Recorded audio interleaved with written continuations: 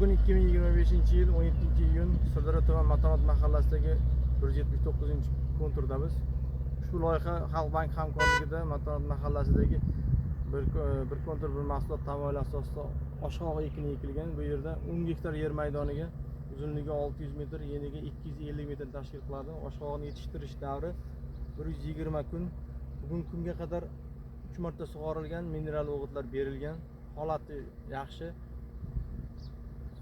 Har gektaridan o'rtacha 30 tonnadan hosil olish rejalashtirilgan bo'lib, 20 ta shu aholi vakillariga dehqon xo'jaligi tashkil qilingan. O'sha 20 ta aholi har bir deganlariga 50 sotixdan yer maydoni ajratilgan.